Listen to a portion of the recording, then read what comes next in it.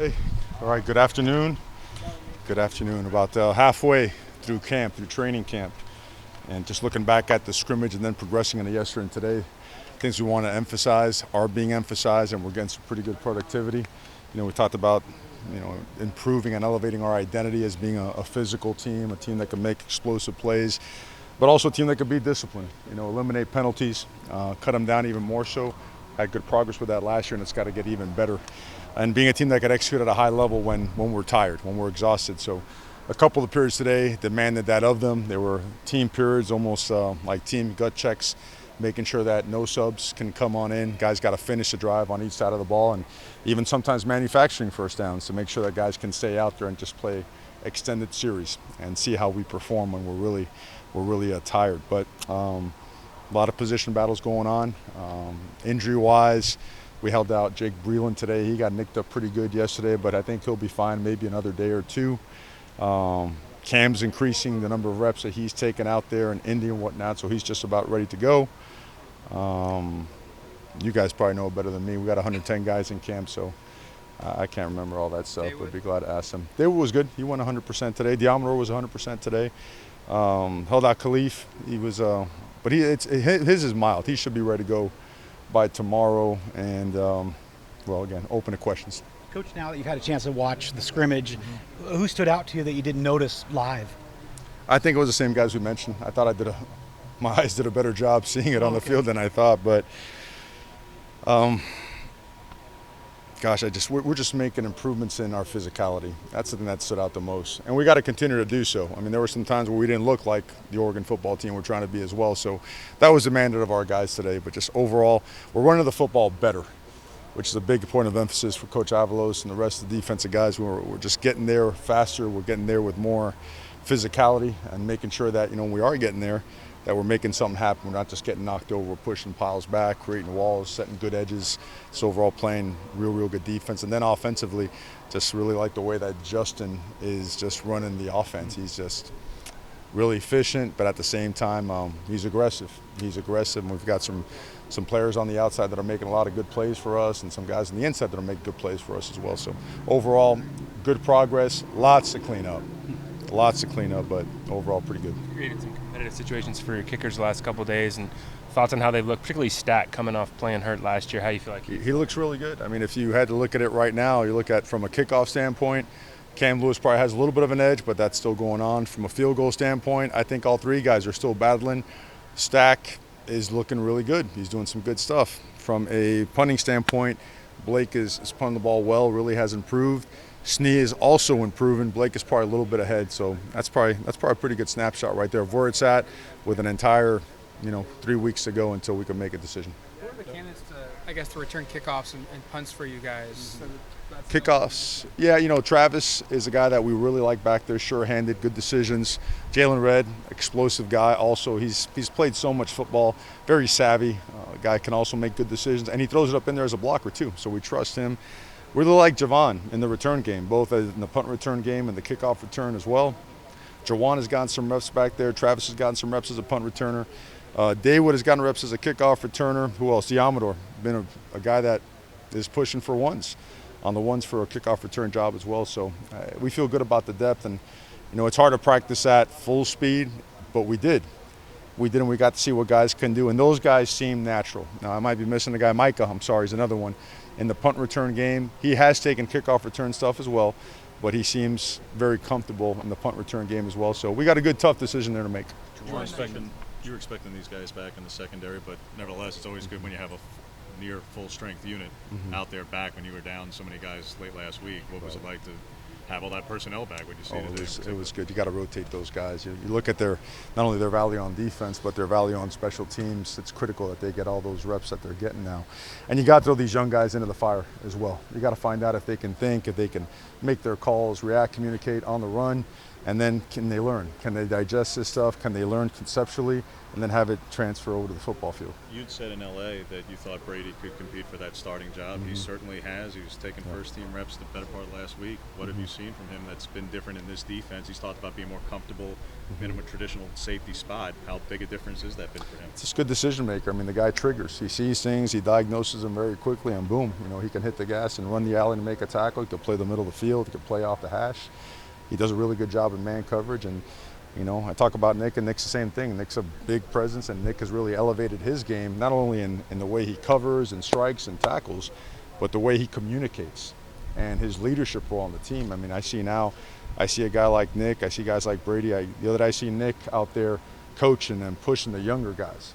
That is a significant next step for a guy on our football team that's been here our third year. So stuff like that is, the intangibles are evaluated as well, and both those guys are pushing, and it's a healthy thing. And you know what? Look, that's what I want for my son. If my son is, you've seen them, they're skinny, so I don't know. Maybe they'll play hockey. I had no idea. But you want them in an environment where they're competing, and we want guys competing. We do not want guys thinking that they're automatically awarded a starting position. It's almost poisonous to create that kind of an environment. So we're pushing that. We're going to continue pushing that. And guys have to feel a little bit uneasy, uncomfortable until they solidify themselves as a guy that we're going to go with. And we want to do that on a week-to-week basis. Christian, Keon, and Brandon Dorless were a three-headed monster, and some of the guys that have impressed him the most at camp. I mean, what have you seen out of those three young D linemen? What have they shown you? They're developing fast. They're explosive guys. They're big guys, great hips, great hands. They can knock piles back. They can move extremely well, athletic. So they're not just first and second down guys. They're guys that could be in there on third down as well and create issues in the passing game. They're learning the defense quickly, the whole drinking through a fire hose type of analogy, but they're doing it. They're doing it, and I think they're having fun. I asked them the other day, how's this practice compared to your high school practice? And they just about keeled over. It's like, no, this is a whole different animal. So it's a lot. You think about the amount of reps they get throughout the course of the day and against who they're playing against. Those guys are growing up fast. So, we're excited about what these guys are going to be doing over the next couple of weeks. Get them evaluated, assess, push them, groom them, and develop them, and see how far we could get them in terms of being part of the rotation. Who's been the best guy in camp, in your opinion? The best guy in camp? Man, One guy. you want me to go up there and get in trouble with the whole locker room? That's hard to say. I would be disappointed in myself if I singled out a guy. And so what our team, I really can't say. I just there's just no reason to find any type of contentment in what we're doing. It's useless. It's no good. It's terrible for the culture. It's not part of our culture. We have got to find a way to improve in some aspect every single way. And you know what the other part too is, we have to test ourselves.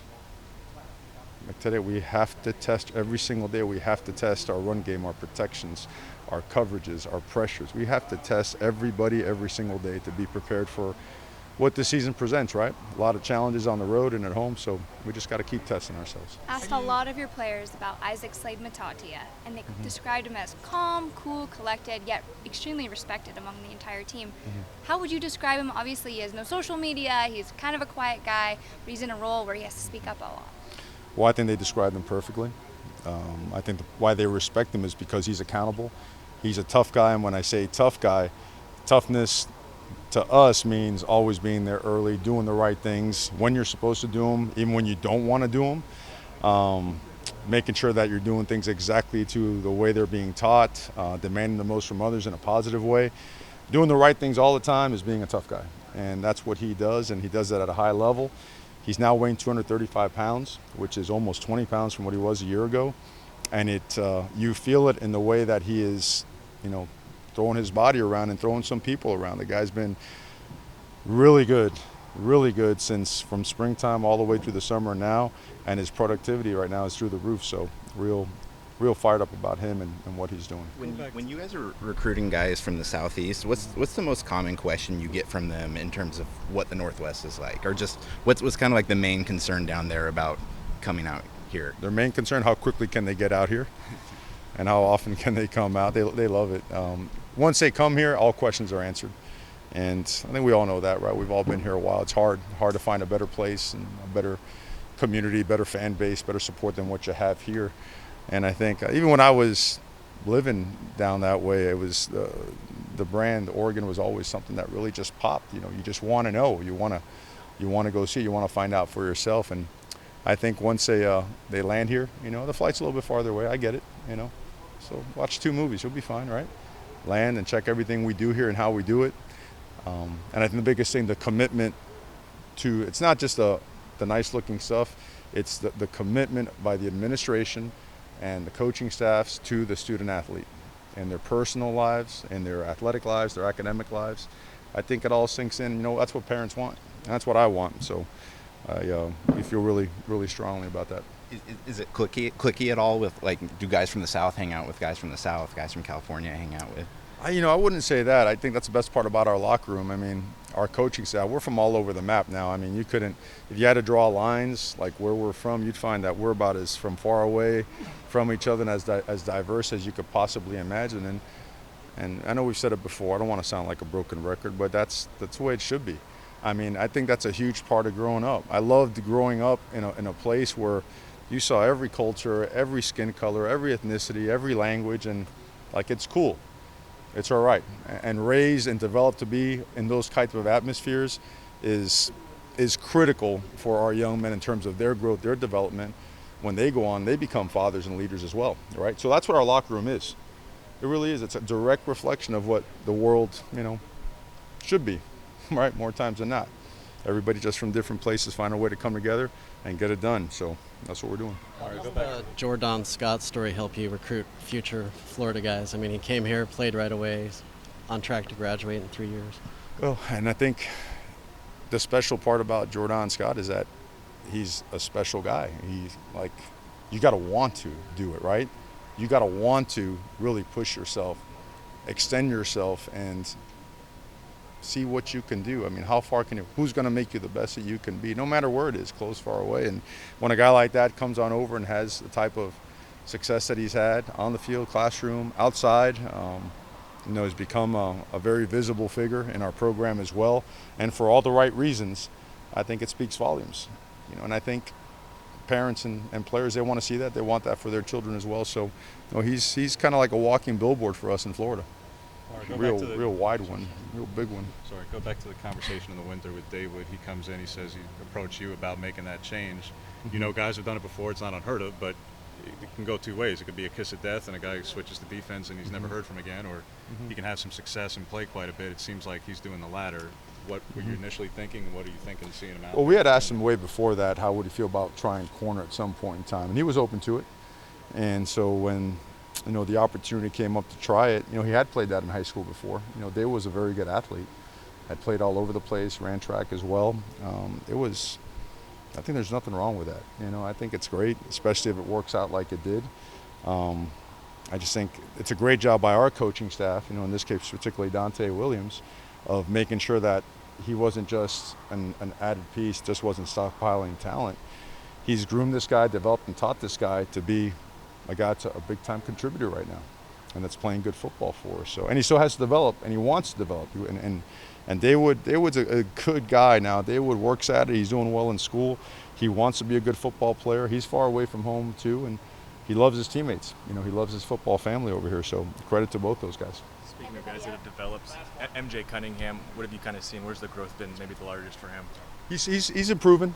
He's improving. He's still got a ways to go, especially in terms of communication and some stuff, but he's trending upwards is the best way to describe it. I think he's come a long way. I think initially he had to figure things out, and it's hard sometimes when you haven't played that position, and he got hurt his senior year, right? He couldn't play much football. He's gotten here. I think him and Coach Wilson have really formed a tremendous relationship. He's trending upwards, and he allows himself to be pushed and coached because we're going to have to get him to where we need him to be, but he's certainly trending upwards.